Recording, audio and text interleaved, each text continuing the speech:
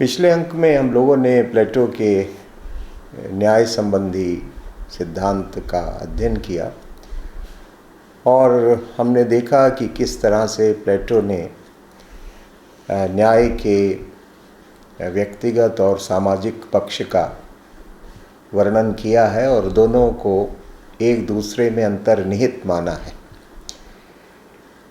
नेटलशिप ने अपनी कमेंट्री में, जो कि उन्होंने रिपब्लिक पर लिखी है और जो कि बड़ी प्रसिद्ध कमेंट्री है रिचर्ड नेटलशिप की, उसमें उन्होंने कहा है कि प्लेटो का जो न्याय का सिद्धांत है वो एक इकोनॉमिक प्रिंसिपल भी है और साथ साथ एक मॉरल प्रिंसिपल भी है। उनका आशय ये है कि अगर हम आज की दृष्टि से विचार करें तो जैसे कि आजकल डिवीज़न ऑफ वर्क का सिद्धांत प्रतिपादित किया जाता है, तो प्लेटो भी कुछ ऐसा ही विचार प्रस्तुत करते हुए दिखाई पड़ता है कि जिसको कि हम श्रम का विभाजन या कार्य का विभाजन कह सकते हैं, या आजकल के अर्थ में जिसको हम लोग स्पेशलाइजेशन कहते हैं, कार्य विशेषीकरण कहते हैं, कुछ उस तरह का आभास भी है। और इस तरह से वो एक इकोनॉमिक प्रिंसिपल माना जा सकता है क्योंकि उसने 3 वर्गों के बीच कार्य के विभाजन का सिद्धांत और हर वर्ग के द्वारा अपने कार्य में विशेषज्ञता प्राप्त करने की धारणा का प्रतिपादन किया। लेकिन नेटलशिप कहते हैं कि एक्चुअली प्लेटो का जो मूल उद्देश्य है वो एक मॉरल प्रिंसिपल का प्रतिपादन करना है, जिसका आशय ये है कि जब आप अपनी प्रकृति के अनुसार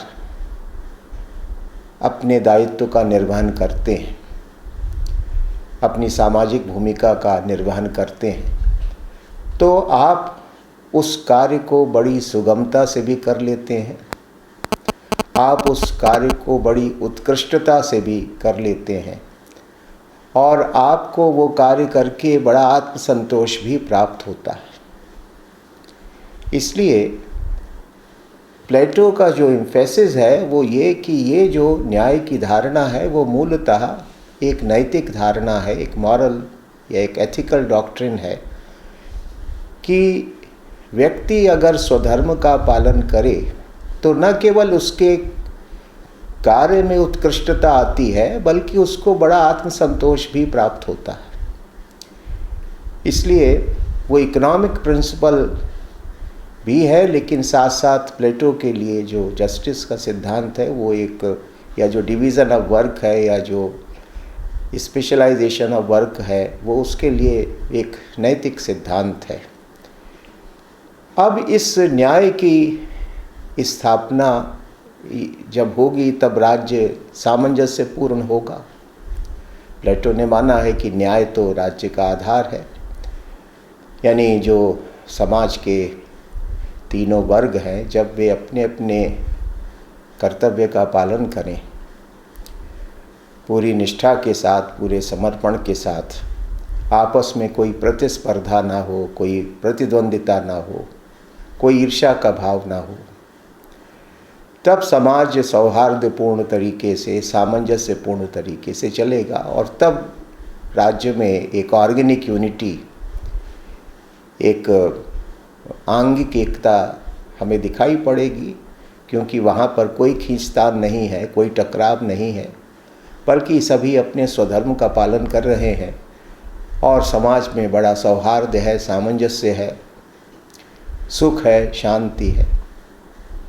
लेकिन एक प्रश्न ही उठता है कि हम कैसे ये पता करें कि मेरी प्रकृति क्या है, क्योंकि अपनी प्रकृति के अनुसार मुझे अपनी भूमिका का चयन करना है।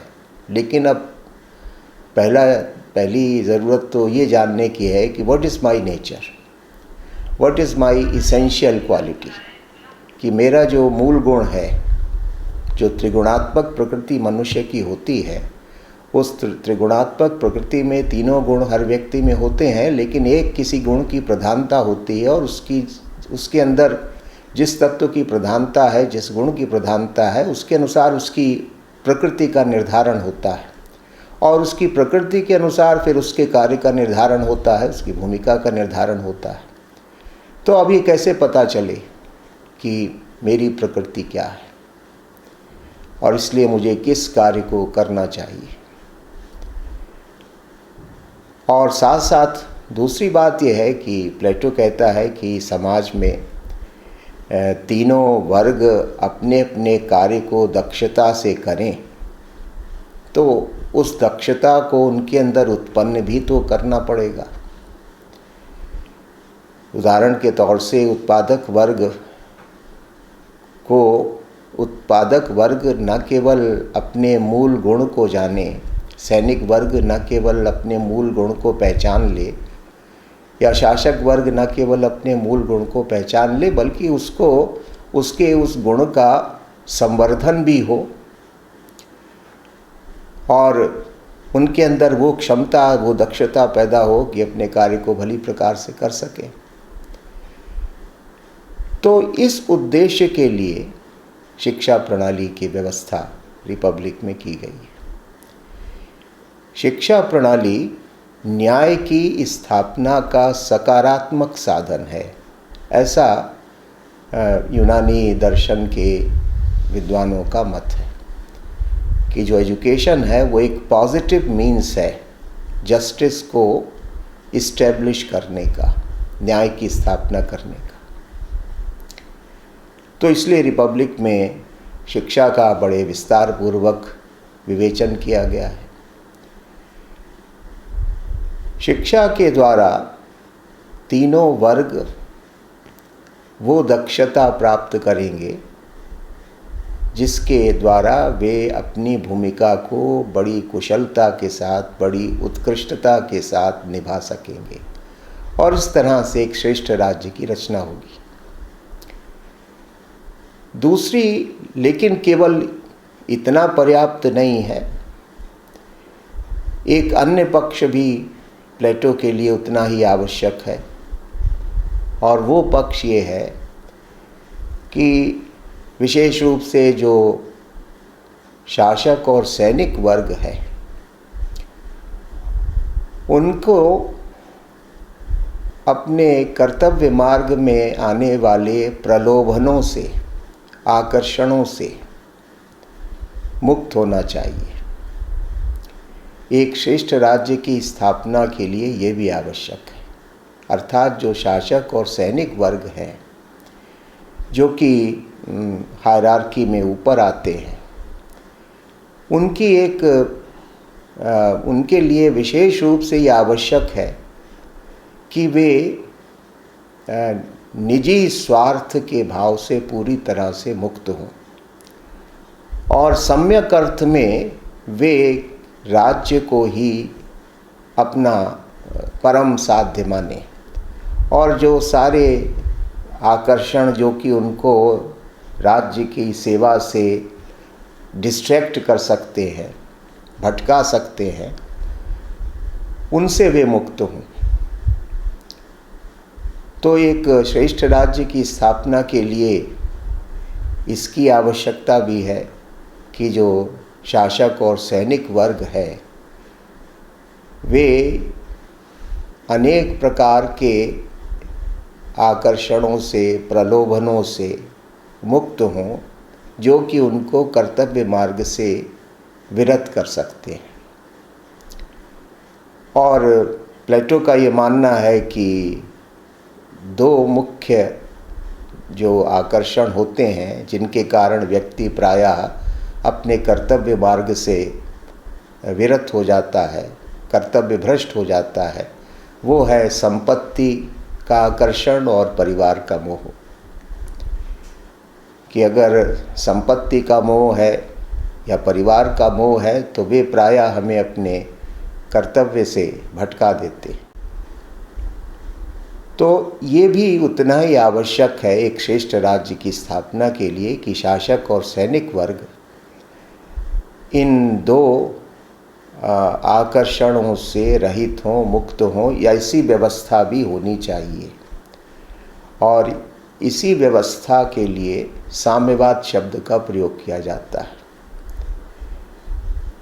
तो प्लेटो ने साम्यवाद को, और जिस साम्यवाद के दो पक्ष हैं, एक तो संपत्ति का साम्यवाद और दूसरा परिवार का साम्यवाद, यानी शासक और सैनिक वर्ग के लिए निजी संपत्ति का निषेध है और निजी परिवार का निषेध है। प्राइवेट प्रॉपर्टी भी उनके लिए मना है और प्राइवेट फैमिली लाइफ भी उनके लिए मना है।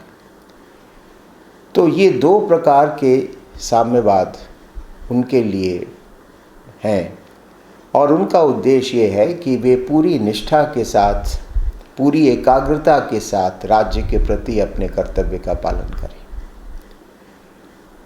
और विद्वान ये मानते हैं कि न्याय की स्थापना का एक दूसरा जो इंस्ट्रूमेंट है, जो साधन है, वो साम्यवाद है और इसको वो कहते हैं कि ये एक निगेटिव इंस्ट्रूमेंट है जस्टिस को इस्टेब्लिश करने का। एजुकेशन एक पॉजिटिव इंस्ट्रूमेंट है जस्टिस को इस्टेब्लिश करने का, क्योंकि शिक्षा के द्वारा उन संस्कारों की, उन गुणों की, उस बौद्धिक सामर्थ्य की वृद्धि की जाती है कि जिसके द्वारा समाज के तीनों वर्ग, विशेष रूप से जो शासक वर्ग है, वो अपनी भूमिका को भली प्रकार से निभा सके। यानी शिक्षा न्याय संपादित करने की सामर्थ्य उत्पन्न करती है और साम्यवाद न्याय से विरत होने की संभावना को समाप्त करता है। इसलिए जो एजुकेशन है वो पॉजिटिव इंस्ट्रूमेंट है जस्टिस का और जो कम्युनिज्म है वो निगेटिव इंस्ट्रूमेंट है जस्टिस का। और इन दोनों पक्षों के ऊपर प्लेटो ने रिपब्लिक में काफ़ी विस्तार से विचार किया। अब इन दोनों पक्षों को हम लोग देखेंगे कि क्या इसमें व्यवस्था प्लेटो ने की है। पहली बात तो ये है कि शिक्षा प्रणाली का जो प्लेटो का दृष्टिकोण है, उसका साध्य क्या हो, उसके साधन क्या हो, वे हमारी आधुनिक शिक्षा प्रणाली से काफ़ी भिन्न हैं। क्योंकि प्लेटो की जो दृष्टि है वो जो आज शिक्षा का जो साध्य माना जाता है, प्लेटो के लिए वो शिक्षा का साध्य नहीं है। और इस साध्य को प्राप्त करने के लिए जो साधन उसने आवश्यक माने हैं, वे साधन आज आवश्यक नहीं माने जाते। तो इसलिए प्लेटो की जो शिक्षा व्यवस्था है वो एक बिल्कुल विशिष्ट प्रकार की शिक्षा की प्रणाली है और इसका उद्देश्य धर्म पर, न्याय पर आधारित राज्य की स्थापना करना। यानी प्लेटो की जो एजुकेशनल थियरी है उसका एक मॉरल पर्पस भी है और उसका एक पॉलिटिकल पर्पस भी है। मॉरल पर्पस ये है कि व्यक्ति में संस्कार और गुणों की स्थापना की जाए जिसके द्वारा वे अपनी भूमिका को भली प्रकार से निभा सके। और इसका पॉलिटिकल पर्पस ये है कि एक श्रेष्ठ राज्य को जिस प्रकार के नागरिक चाहिए, शिक्षा के द्वारा उस प्रकार की व्यवस्था की जाए। यानी जो शिक्षा प्रणाली है वो राज्य के उद्देश्य को पूर्ण करने में सहायक होनी चाहिए। इसलिए एजुकेशन का एक नैतिक उद्देश्य भी है और एक राजनीतिक उद्देश्य भी है। शिक्षा एक गुड मैन बनाने का भी इंस्ट्रूमेंट है और शिक्षा एक गुड स्टेट का भी इंस्ट्रूमेंट है। एक श्रेष्ठ मनुष्य और एक श्रेष्ठ राज्य की स्थापना, ये शिक्षा का उद्देश्य है। अब इस लक्ष्य को प्राप्त करने के लिए प्लेटो ने जो व्यवस्थाएं की हैं उनके ऊपर हम लोग संक्षेप में विचार करेंगे। पहली बात तो ये है कि प्लेटो ये मानता है कि शिक्षा का उद्देश्य सद के विचार की प्राप्ति है। आइडिया ऑफ गुड को प्राप्त करना, ये शिक्षा का उद्देश्य होता है। आइडिया ऑफ गुड क्या है, इसके संदर्भ में हम लोग पहले विचार कर चुके हैं। क्योंकि शिक्षा का उद्देश्य व्यक्ति को सत्य का दर्शन कराना होता है। और प्लेटो ये मानता है कि एक जो दिव्य लोक है, जो नॉमिनल वर्ल्ड है, उस नॉमिनल वर्ल्ड में परम सत्य विद्यमान है और व्यक्ति की आत्मा उस नॉमिनल वर्ल्ड में निवास कर चुकी है इस धरती पर आने से पहले। और उस नॉमिनल वर्ल्ड में जो सत्य का, सौंदर्य का, न्याय का जो शुद्ध पक्ष है, उसका उसको अनुभव भी हुआ है। लेकिन इस पृथ्वी पर आने के बाद भौतिक प्रभावों के कारण उसमें उन शाश्वत सिद्धांतों की विस्मृति हो जाती है, व्यक्ति उनको भूल जाता है। शिक्षा प्रणाली के द्वारा शिक्षक एक व्यक्ति को उन शाश्वत सिद्धांतों का स्मरण कराने का प्रयास करता है। और स्मरण कराने का ये प्रयास इस प्रकार से करता है कि वो बच्चे के या युवक के आसपास का वातावरण, एनवायरनमेंट इस प्रकार का गठित कर देता है कि आपको अपने आसपास की चीज़ों को देखकर उन शाश्वत सिद्धांतों का कुछ स्मरण हो जाए, जिनको आप जानते तो हैं लेकिन भौतिकता के प्रभाव में आप उनको विस्मृत कर चुके हैं। इसलिए प्लेटो कहता है कि एजुकेशन जो है वो रिकलेक्शन है, पुनर्स्मरण है। क्योंकि जब हम नॉमिनल वर्ल्ड में के निवासी थे इस धरती पर आने से पहले, तो हमने सत्य के विभिन्न पक्षों का अनुभव किया है, उनका दर्शन किया है। जब हमारी आत्मा वहाँ पर निवास करती थी, लेकिन जब हम इस धरती पर आए और स्थूल शरीर धारण किया, भौतिक शरीर धारण किया, तो भौतिकता का कुप्रभाव हमारे ऊपर पड़ा और उस कुप्रभाव के कारण हम जो शाश्वत तत्व है उसको विस्मृत कर बैठे और इस भौतिक संसार को ही सत्य मानने लगे, या इस भौतिक संसार की वस्तुओं को, भौतिक संसार के क्रियाकलापों को, भौतिक संसार की उपलब्धियों को ही हम सत्य मानने लगे। जबकि ये सब चीज़ें परिवर्तनशील हैं, नाशवान हैं। प्लेटो के अर्थ में इनका ज्ञान तो कभी हो ही नहीं सकता, क्योंकि ये सब चीज़ें परिवर्तनशील हैं और इनका ज्ञान करने का कोई लाभ भी नहीं है।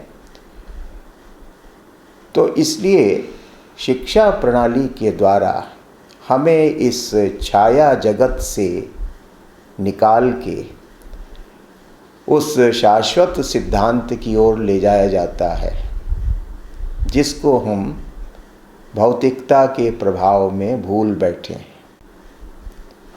और शिक्षक का काम और वास्तविक जो सम्यक शिक्षा होती है उसका काम उसी अपने डिवाइन नेचर को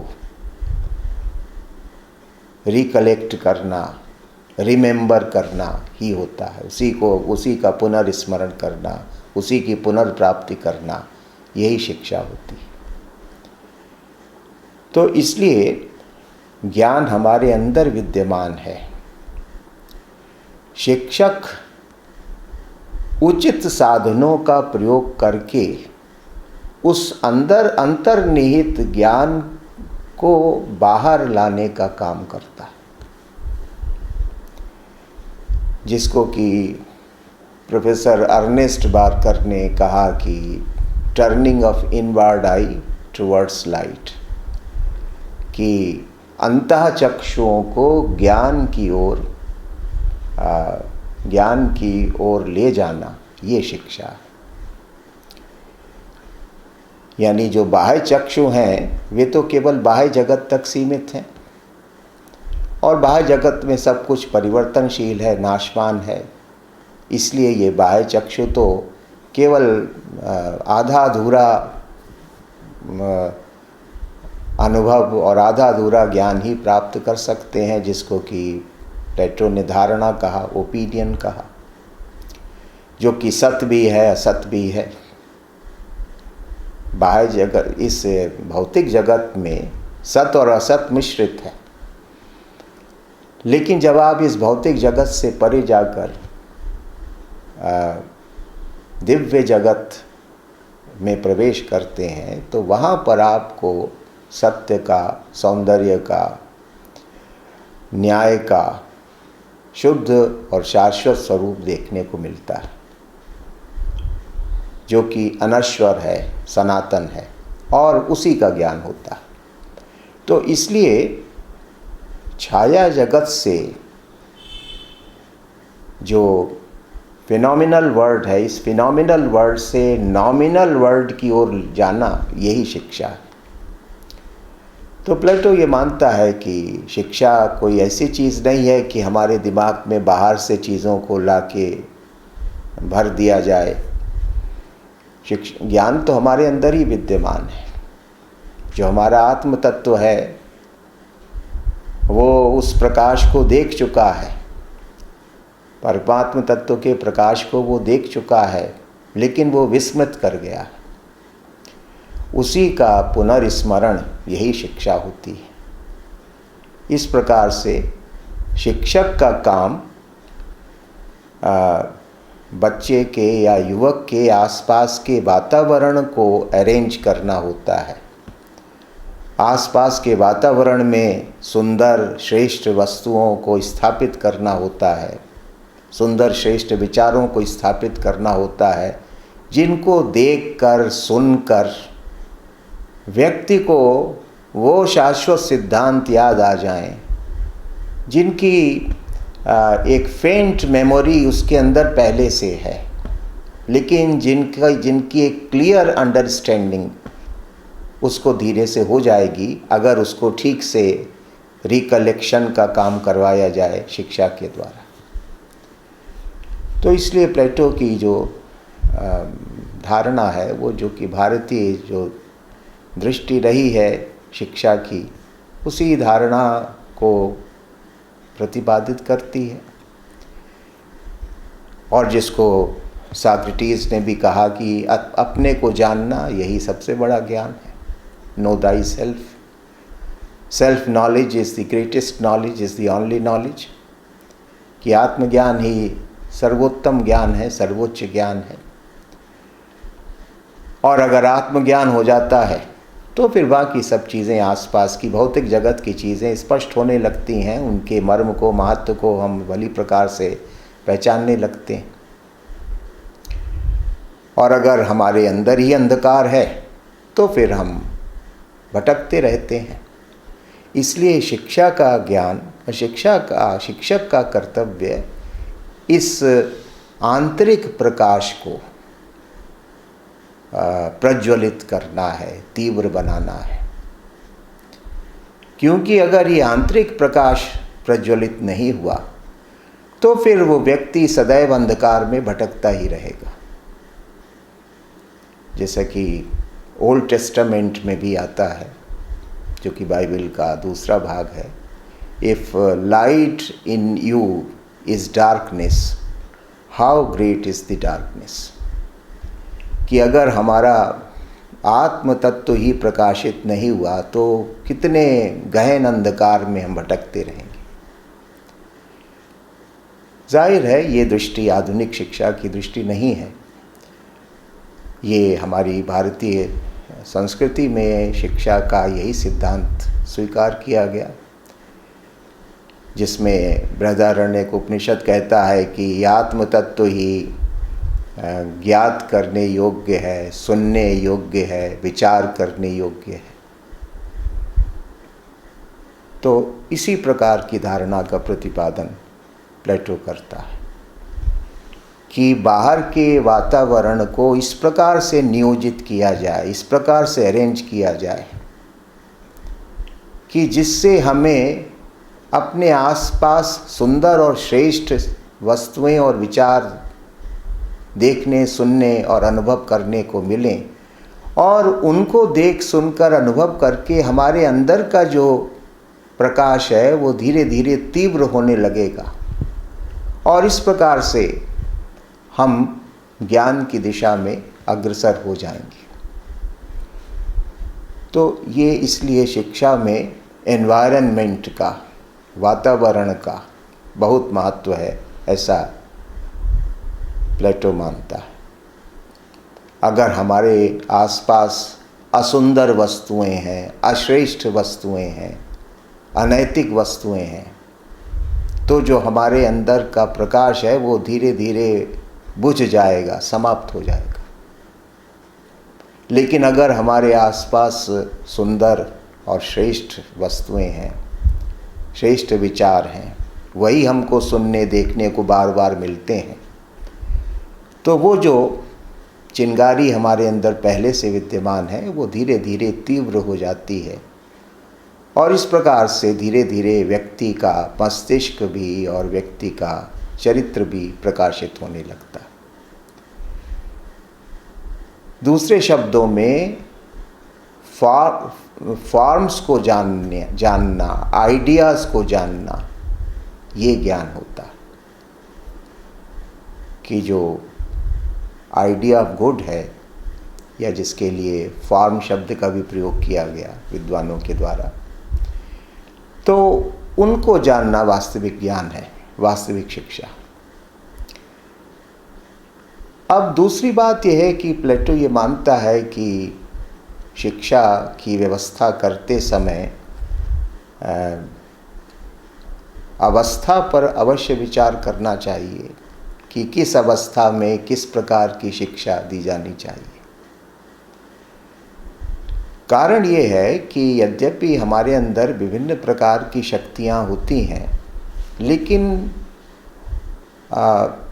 वे सभी शक्तियाँ अलग अलग अवस्थाओं में विकसित होती हैं।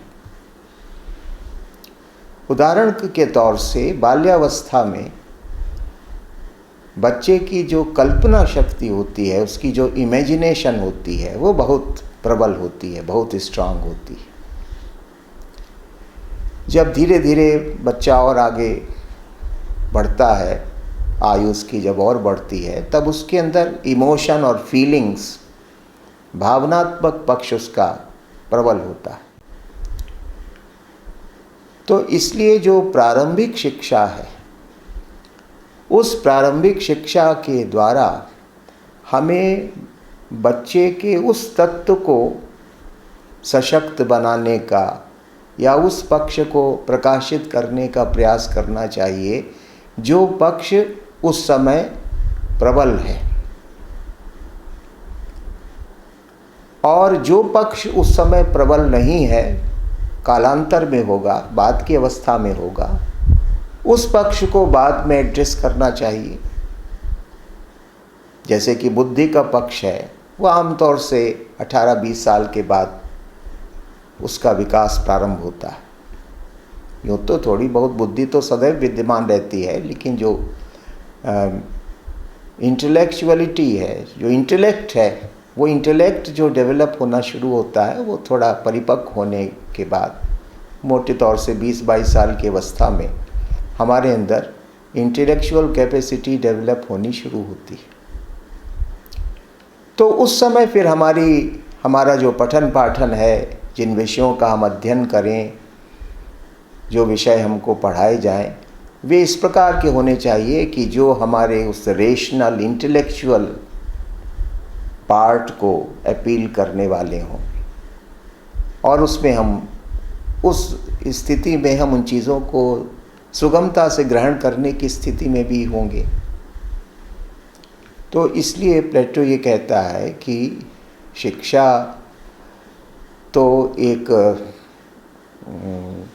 संपूर्ण मनुष्य की होती है। शिक्षा का उद्देश्य एक होल ऑफ मैन, एक संपूर्ण मनुष्य का सृजन करना होता है। लेकिन ये संपूर्ण मनुष्य का सृजन करने की जो प्रक्रिया है, उसमें हमें अवस्था के अनुसार शिक्षा की व्यवस्था करनी चाहिए। उदाहरण के तौर से, और इसीलिए उसने दो प्रकार की, दो स्टेजेस शिक्षा प्रणाली की मानी है, एक प्रारंभिक शिक्षा और दूसरी उच्च शिक्षा। प्रारंभिक शिक्षा मोटे तौर से 5-6 साल से प्रारंभ होकर 20 वर्ष तक चलती है, ऐसा प्लेटो ने प्रतिपादित किया है। और 18 साल के बाद यानी 18 से 20 के बीच की जो शिक्षा है वो शारीरिक शिक्षा है, फिजिकल एजुकेशन है, जिसको वो जिम्नास्टिक कहता है, व्यायाम कहता है। और 20 वर्ष के बाद 35 वर्ष की अवस्था उच्च शिक्षा की व्यवस्था है, जो कि मूलतः एक बौद्धिक शिक्षा है, एक इंटेलेक्चुअल एजुकेशन है, जहाँ इंटेलेक्ट को शार्प करने का प्रयास किया जा रहा है।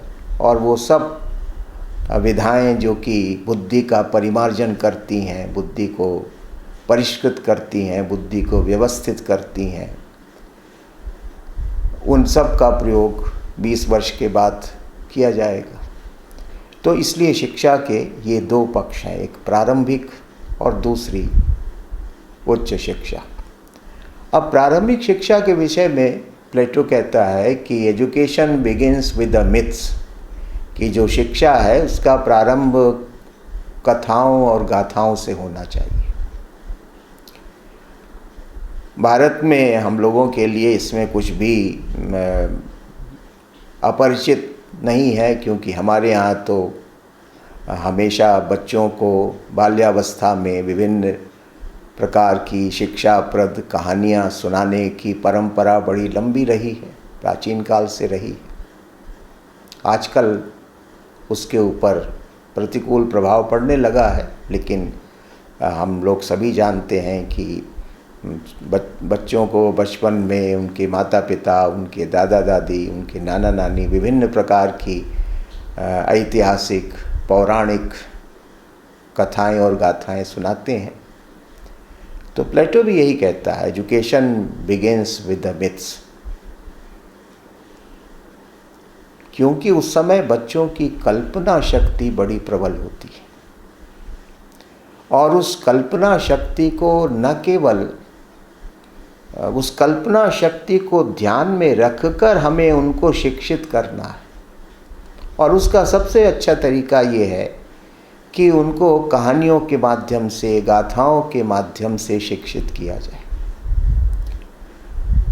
और तो उसमें उनकी रुचि होगी, वो उस चीज़ को, उनका माइंड बड़ा रिसेप्टिव होगा, इमेजिनेटिव फैकल्टी उस समय उनकी बड़ी सक्रिय होती है, तो वो रिसीव करने की बहुत अच्छी स्थिति में होंगे। इस तरह से जो शिक्षा दी जाएगी, उस शिक्षा को वो सहज रूप से और त्वरित रूप से ग्रहण भी करेंगे। तो कहानियों के माध्यम से, गाथाओं के माध्यम से बच्चों को, एक तो ये, दूसरी चीज़ ये है कि ये जो कहानियाँ हैं, ये गाथाएं हैं, इनका ये श्रेष्ठ और नैतिक होनी चाहिए, जिससे कि बच्चों के अंदर अच्छे संस्कार उत्पन्न हो। कहानियाँ एक तो बच्चों को रुचिकर लगती हैं, इसलिए सुनाई जानी चाहिए, और दूसरा, कहानियों के माध्यम से बच्चों को सहज रूप से श्रेष्ठ संस्कार दिए जा सकते हैं, उनको नैतिक आदर्शों के प्रति आकर्षित किया जा सकता है, इसलिए भी दिया जाना चाहिए। तो इसलिए वो कहता है कि जो प्रारंभिक शिक्षा में, वो कहता है कि बच्चों को इस प्रकार से शिक्षित किया जाए, और साथ साथ वो एक सेंसरशिप की भी व्यवस्था करता है कि वो कहानियाँ जो कि बच्चों के कोमल मन पर प्रतिकूल प्रभाव डालने वाली हों, अनैतिक प्रभाव डालने वाली हों, उनको दुर्गुणों के प्रति आकर्षण पैदा करती हों उनके अंदर, तो उन कहानियों की सख्त मनाही होनी चाहिए,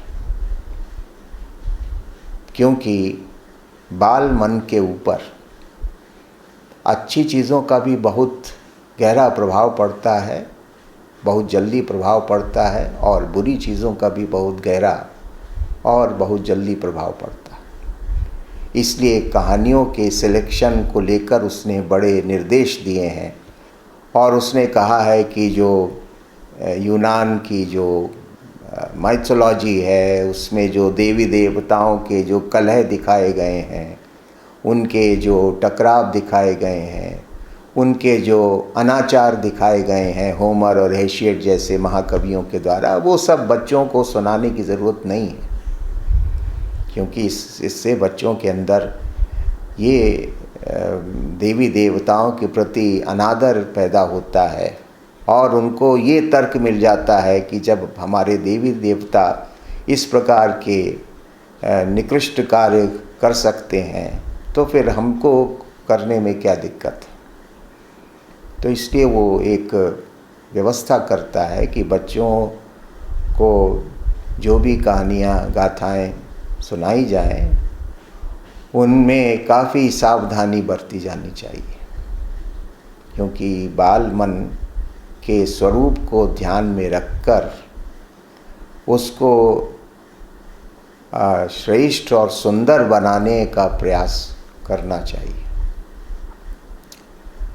और इसलिए वो कहता है कि बच्चों की जो प्रारंभिक शिक्षा है उसमें जो भी उनको सुनाया जा रहा है या दिखाया जा रहा है, दृश्य और श्रव्य, ये दोनों माध्यम यूनान में प्रचलित थे, कि बच्चे नाटक भी देखते थे, बच्चे कविताएं भी पढ़ते थे, बच्चे कहानियाँ भी सुनते थे, उनको उनके सामने नाटकीय रूप में प्रदर्शित भी किया जाता था, एक्ट भी किया जाता था। तो चाहे इनका कंटेंट हो और चाहे उनकी फॉर्म हो, दोनों को लेकर बहुत सजग रहने की आवश्यकता है कि इन कविताओं की, कहानियों की, नाटकों की विषय वस्तु भी श्रेष्ठ हो और उनके प्रस्तुतिकरण की पद्धति भी श्रेष्ठ हो। इसलिए केवल कंटेंट ही महत्वपूर्ण नहीं है, फॉर्म भी, प्रेजेंटेशन भी महत्वपूर्ण है। इस पर प्लेटो बल देता है और उसका ये मानना है। और इसके साथ साथ वो एक दूसरी बात कहता है कि प्रारंभिक शिक्षा जो है, जब बच्चा थोड़ा और बड़ा हो जाए तो उसको उसके लिए उसने एक सूत्र बताया कि music for the mind and gymnastic for the body. क्योंकि जैसा कि मैंने शुरू में कहा कि प्लेटो के लिए शिक्षा एक संपूर्ण मनुष्य के सृजन की कला है, और एक उसका एक ऑर्गेनिक पर्पस है। वो फ्रेगमेंट्री नहीं है कि केवल एक प्रकार की दक्षता पैदा हो जाए, केवल एक प्रकार की क्षमता पैदा हो जाए। एक परिपूर्ण मनुष्य का निर्माण, उसकी सारी फैकल्टीज़, उसकी सारी क्षमताएं विकसित हो और उनके बीच एक सामंजस्य हो, क्योंकि शिक्षा का उद्देश्य एक कंप्लीट मैन का सृजन करना होता है। आजकल वाली जो शिक्षा है वो तो बड़ी फ्रेगमेंट्री है, वो तो आदमी के एक टुकड़े की तरफ बहुत ध्यान देती है लेकिन बाकी टुकड़ों को भूल जाती है। तो ये बड़ा ज़बरदस्त इम्बैलेंस हमारे मॉडर्न एजुकेशनल सिस्टम में है कि वो हमारे एक पार्ट को तो ओवर एम्फेसाइज करती है और बाकी पार्ट्स को या तो निगलेक्ट करती है या उसको अंडर एम्फेसाइज करती है। लिहाजा जो मनुष्य आज शिक्षा के द्वारा गढ़ा जा रहा है, वो उसके अंदर बड़ा असंतुलन है, सामंजस्य है। लेकिन प्लेटो ये मानता है कि शिक्षा का उद्देश्य तो मनुष्य, एक संपूर्ण मनुष्य का निर्माण करना होता है।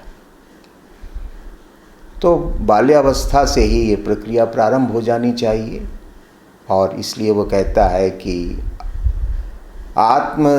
आंतरिक विकास के लिए संगीत और शारीरिक विकास के लिए व्यायाम, ये प्रारंभिक शिक्षा के विषय। 18 से 20 वर्ष की अवस्था के बीच व्यायाम पर विशेष ध्यान दिया जाए, क्योंकि वो अवस्था होती है जबकि शरीर विकासमान होता है, विकास की प्रक्रिया में होता है, इसलिए उसको सही दिशा मिलनी चाहिए। तो इसलिए बच्चों के मन को भी शिक्षित किया जाए, उसको भी श्रेष्ठ बनाया जाए, और उनके शरीर को भी विकसित किया जाए, उसको भी बलिष्ठ बनाया जाए, श्रेष्ठ बनाया जाए। ये दोनों पक्ष प्लेटो के लिए महत्वपूर्ण है। और व्यक्ति के मन का परिष्कार करने के लिए, बच्चे के मन का विकास करने का साधन म्यूज़िक है। और लेकिन यहाँ पर म्यूज़िक कोई संकीर्ण अर्थ में नहीं है, बल्कि जो यूनानी धारणा है संगीत की, उसके अंतर्गत सभी ललित कलाएं आ जाती हैं, साहित्य भी आ जाता है। तो इसलिए संगीत का मतलब यह है कि विभिन्न ललित कलाएं जो कि बच्चे के अंदर सौंदर्य बोध उत्पन्न करें। उसमें स्थापत्य कला भी है, मूर्ति कला भी है, पाक शास्त्र भी है, मूर्ति कला भी है, संगीत भी है, और काव्य और साहित्य भी है। ये सब चीज़ें हमारे भावनात्मक पक्ष को शुद्ध करने में बहुत बड़ा योगदान करती हैं। जो आगे चल के अरस्तु ने एक शब्द का प्रयोग किया है, कैथारसिस, यानी प्योरिफिकेशन। ये जो हमारे मन मस्तिष्क का जो प्योरिफिकेशन है, हमारे भाव पक्ष का जो प्योरिफिकेशन है, वो इन कलाओं के माध्यम से और साहित्य के माध्यम से होता है। शर्त ये है कि ये जो कलाएं हैं, ये जो साहित्य हैं, वे श्रेष्ठ हों, श्रेष्ठता का चित्रण करें, सौंदर्य का चित्रण करें, आदर्शों का चित्रण करें। तो बच्चे सहज रूप में उनके भाव का परिष्कार हो जाता है। तो इसलिए संगीत के माध्यम से व्यक्ति के आंतरिक पक्ष का उन्नयन, उसके आंतरिक पक्ष का परिष्कार, बच्चों को जो भी देखने सुनने को मिले वो उसके अंदर श्रेष्ठ प्रेरणाएं उत्पन्न करे, श्रेष्ठ भाव उत्पन्न करे। और ऐसा संगीत, ऐसा चित्र, ऐसा काव्य जो कि हमारे अंदर विकृति पैदा करे, हमारे अंदर दुर्भाव पैदा करे, उनका पूरी तरह निषेध होना चाहिए। इसलिए वो ये मानता है कि शिक्षा एक बहुत गंभीर दायित्व है। जैसा कि अंग्रेज़ी साहित्य में एक कवि ने कहा ही है कि let me write the songs of a nation and I care not who makes its laws. कि अगर किसी देश में अच्छे गीत लिखे जा रहे हैं, श्रेष्ठ संगीत बन रहा है, श्रेष्ठ चित्रों का सृजन हो रहा है, तो उस देश को कानूनों की ज़्यादा चिंता करने की ज़रूरत नहीं है, उसको ज़्यादा कानूनों की ज़रूरत नहीं पड़ेगी। क्योंकि व्यक्ति के मन का, उसके भाव पक्ष का निरंतर शुद्धिकरण हो रहा है, तो वो गलत प्रवृत्तियों की तरफ, विकृत मार्ग की ओर कभी प्रवृत्त होगा ही नहीं, अगर बचपन से उसको इतना सशक्त बना दिया गया है भावनात्मक रूप से। तो इसलिए प्लेटो कहता है कि जो बाल्यावस्था में, किशोरावस्था में, युवावस्था में संगीत की शिक्षा के द्वारा भाव शुद्धि का प्रयास किया जाना चाहिए। और फिर साथ साथ उसके शरीर का भी विकास आवश्यक है। लेकिन जब वो व्यायाम शब्द का प्रयोग करता है, जिम्नास्टिक शब्द का प्रयोग जब वो करता है, तो अगर हम रिपब्लिक को ध्यान से पढ़ें तो उसमें कुछ योग का भाव आता है। वो भी क्योंकि उसने एक तो आहार विहार के संयम पर बहुत बल दिया है कि जो नागरिक हैं उनको अगर अपने शरीर का विकास करना है, अगर उनको शरीर को शक्ति संपन्न बनाना है, तो आहार विहार पर उनको बहुत ध्यान देना पड़ेगा। और इसलिए वो बहुत सारे ऐसे आहार का निषेध करता है जो कि व्यक्ति के लिए हितकारी नहीं है, हानिकारक है। और फिर उसने कहा कि व्यायाम के द्वारा हमारे अंदर, शारीरिक शिक्षा के द्वारा हमारे अंदर साहस और वीरता जैसे गुणों की वृद्धि हो। यानी केवल शारीरिक शक्ति अर्जित कर लेना यही शारीरिक विकास नहीं है, बल्कि हमारे अंदर वे गुण भी, वीरता के, साहस के, धैर्य के गुण विकसित होने चाहिए शारीरिक शिक्षा के द्वारा।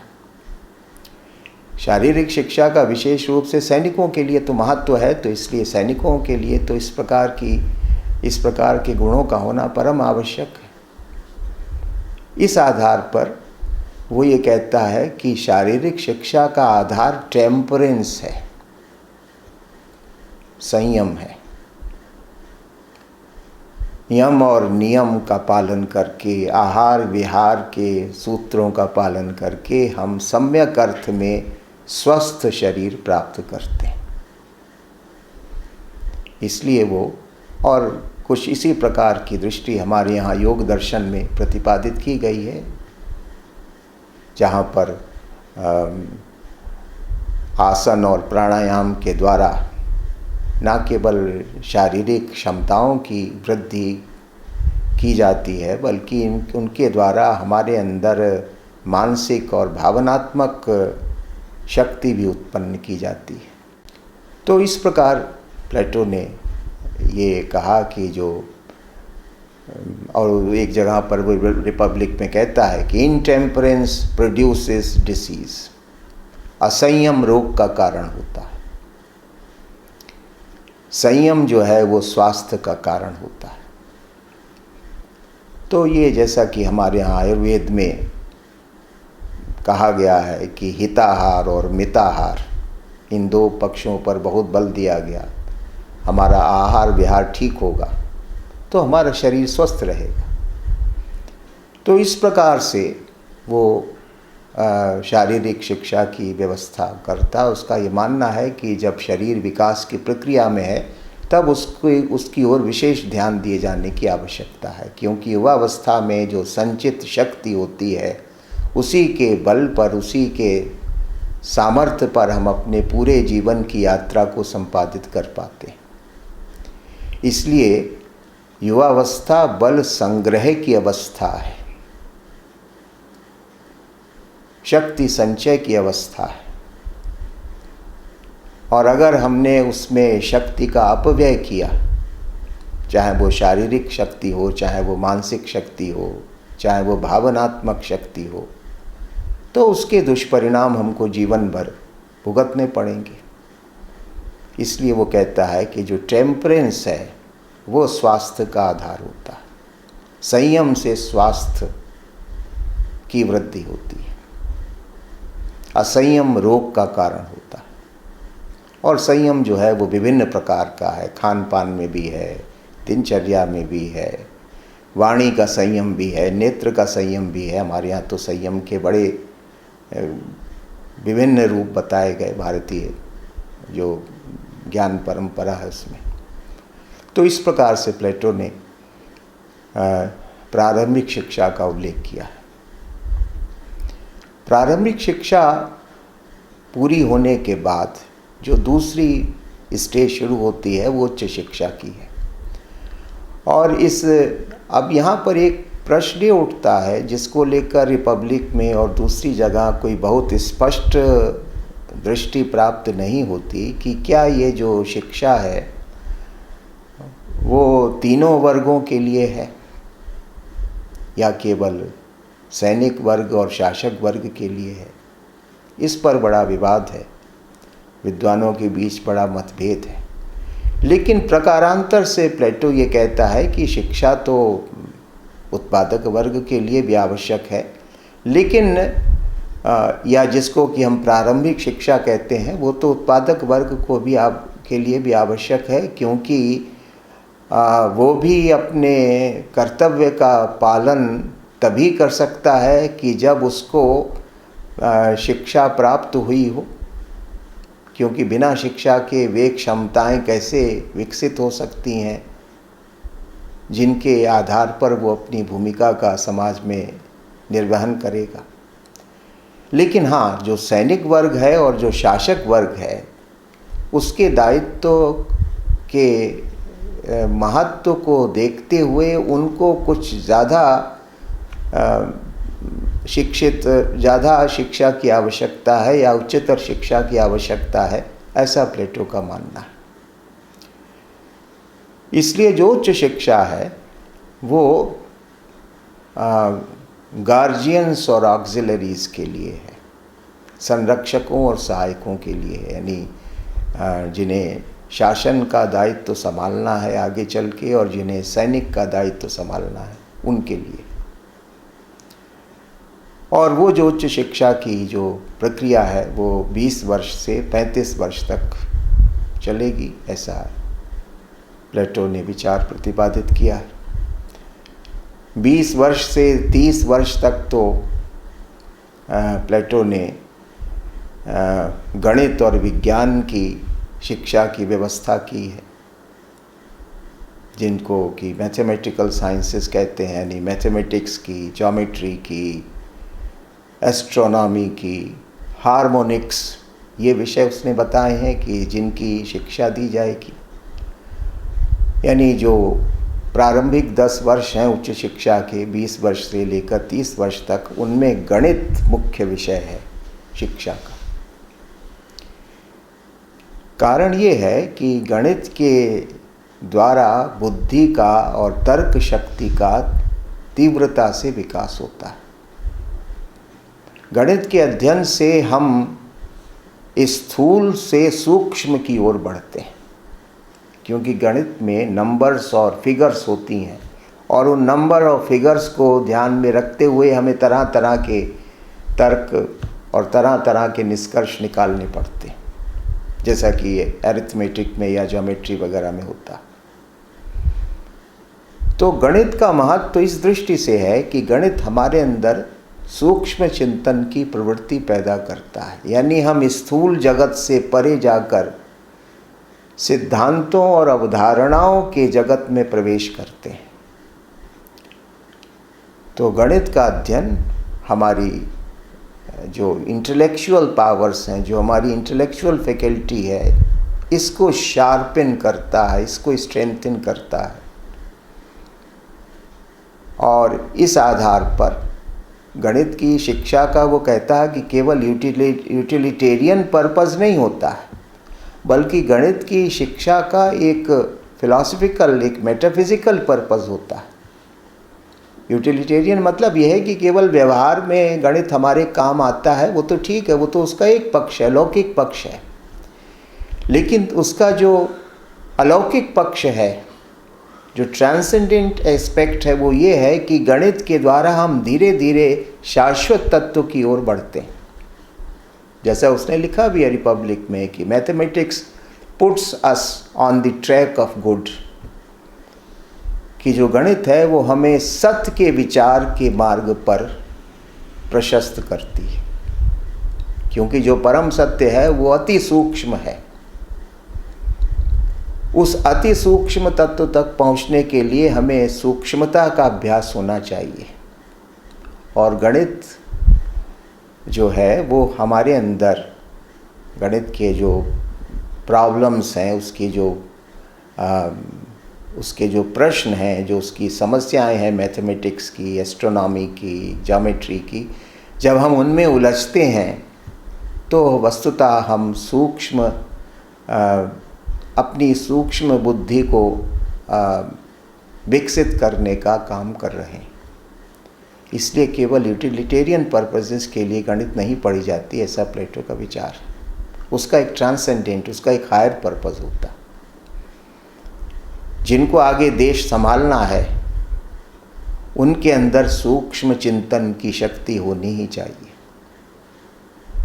क्योंकि देश के सामने जो विभिन्न प्रकार के प्रश्न आएंगे उन प्रश्नों पर उनको न केवल तीव्रता से समाधान करना है, बल्कि उनके सभी पक्षों को, एक प्रॉब्लम है उसके सारे एस्पेक्ट्स को ठीक से ग्रहण कर लेना, समझ लेना, ये भी आवश्यक होगा।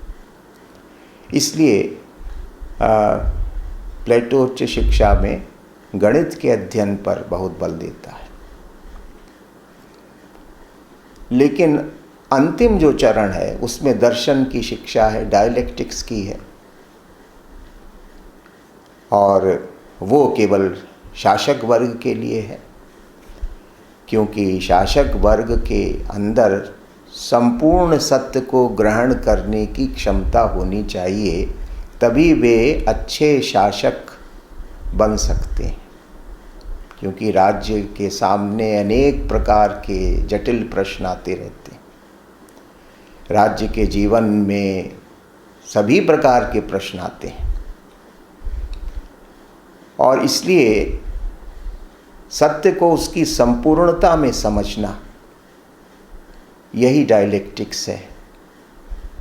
तो डायलेक्टिक्स के द्वारा जो शासक वर्ग है वो सत्य के विचार तक पहुंचता है, और इसके द्वारा उसके अंदर कंटेम्पलेशन की प्रवृत्ति आती है, चिंतन की, यानी उसको वो प्रज्ञा के धरातल पर, अगर भारतीय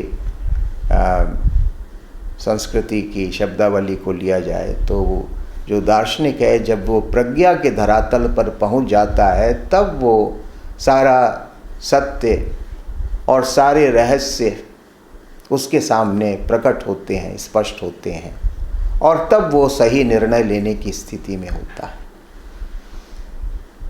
हमारे यहाँ भारतीय राजनीति का भी ये सिद्धांत है कि राजा को दृष्ट और अदृष्ट दोनों का समुचित ज्ञान होना चाहिए। बिना अदृष्ट के ज्ञान के दृष्ट का सम्यक ज्ञान नहीं हो सकता। ये भारतीय राजशास्त्र का भी सिद्धांत है, और हमारे यहाँ अदृष्ट का ज्ञान कराने में इसलिए गुरु की, पुरोहित की बड़ी महत्वपूर्ण भूमिका मानी गई है। प्लेटो का विचार कुछ भिन्न प्रकार का है। वो जो फिलॉसफर किंग है वो किंग भी है, प्रीस्ट भी है, दोनों रोल उसके अंदर कंबाइंड है, दोनों भूमिकाएं उसके अंदर विद्यमान है। तो ये जो है, इसलिए प्लेटो मानता है कि स्टेट को वही गवर्न कर सकता है ठीक से, वही व्यक्ति या वही वर्ग जिसके अंदर कंटेम्पलेशन की प्रवृत्ति है, जो प्रज्ञावान है, और जो शाश्वत सत्य है, जो चरम सत्य है, उसका ज्ञान कराने का काम दर्शन शास्त्र करता है। इसलिए जो शासक वर्ग है उनको दर्शन शास्त्र का ज्ञान होना ही चाहिए। और उसके बाद उसने कहा है कि केवल सैद्धांतिक ज्ञान पर्याप्त नहीं है, तो इसलिए शासक वर्ग को 15 वर्ष के व्यावहारिक ज्ञान के लिए उसको राजनीति में, प्रशासन में सक्रिय भाग लेकर विभिन्न दायित्वों का निर्वहन करते हुए शासन का जो व्यावहारिक पक्ष है उसका भी अनुभव प्राप्त करना चाहिए, और उसके बाद जाकर वो शासक बनने की सामर्थ्य प्राप्त करता है। इसलिए प्लेटो कहता है कि जो सम्यक राज्य जो है वो ज्ञानी व्यक्ति का शासन है, अज्ञानियों का नहीं, जैसा कि लोकतंत्र में होता है। डेमोक्रेसी जो है, जिसके प्रति उसके मन में बड़ी वितृष्णा थी, और जिसके डेमोक्रेटिक स्टेट्स की दुर्दशा को देखकर ही वो इस विषय की ओर प्रेरित किया था कि भाई एक सम्यक राज्य कैसे स्थापित हो सकता है। तो उसने ये माना कि सम्यक राज्य को स्थापित करने में हमें एक ऐसा ज्ञानी शासक वर्ग चाहिए जिसके अंदर ज्ञान की भी पराकाष्ठा हो, सद्गुण की भी पराकाष्ठा हो, और जो राज्य के सामने एक आदर्श प्रस्तुत कर सके, और जो वास्तव में राज्य की प्रजा के प्रति पूर्ण समर्पण का भाव रखता हो, तो इस आधार पर वो शिक्षा प्रणाली का प्रतिपादन करता है। और इस प्रणाली का एक दूसरा पक्ष ये है कि प्लेटो कहता है कि शिक्षा राज्य नियंत्रित होनी चाहिए।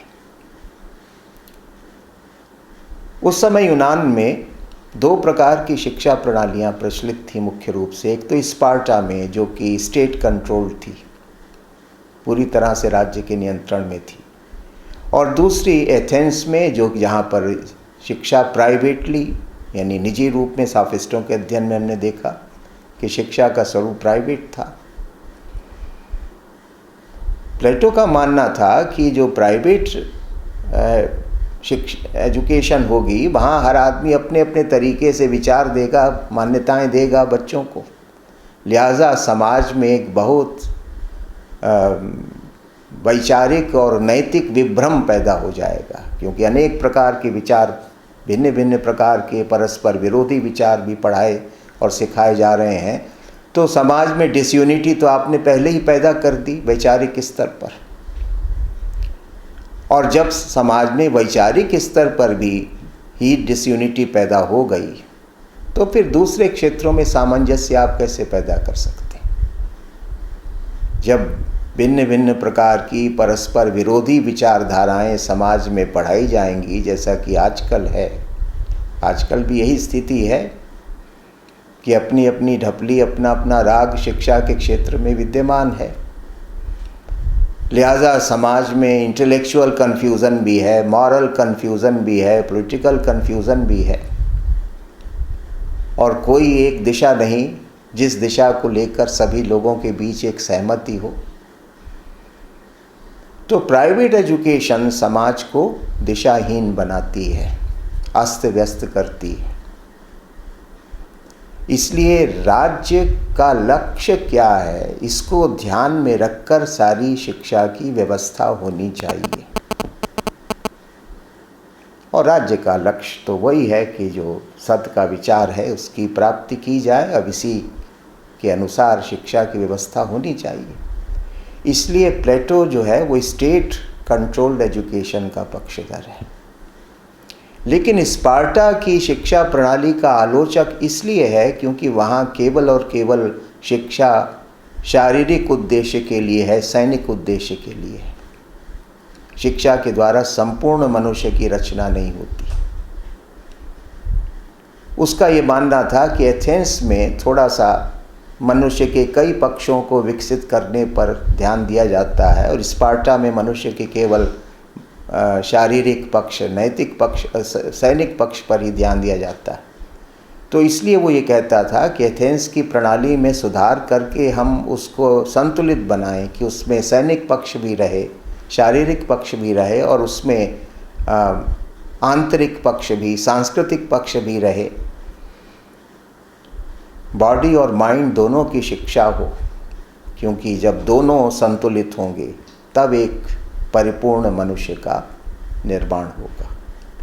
इसलिए शिक्षा के द्वारा हमें शरीर को भी श्रेष्ठ बनाना है और मन को भी श्रेष्ठ बनाना है, ये सामंजस्य उत्पन्न करना। और इसलिए वो कहता है कि सबसे अच्छा शिक्षक वो जो कि इस प्रकार के एक संतुलित व्यक्तित्व का निर्माण कर सके। जैसे सबसे अच्छा संगीतज्ञ वो जो कि विभिन्न वाद्य यंत्र बजाते हुए भी एक हार्मनी को क्रिएट करे। इस आधार पर ये मानता है कि शिक्षा प्रणाली के ऊपर राज्य का नियंत्रण होना ही चाहिए। लेकिन शिक्षा प्रणाली एकांगी नहीं होनी चाहिए, बल्कि शिक्षा प्रणाली का उद्देश्य मनुष्य के सभी पक्षों का, मनुष्य की सभी क्षमताओं का विकास और विस्तार करना होना चाहिए। इस प्रकार से अगर शिक्षा प्रणाली होगी तो सम्यक राज्य की स्थापना, जो कि न्याय पर आधारित होगा, उस सम्यक राज्य की स्थापना संभव हो पाएगी।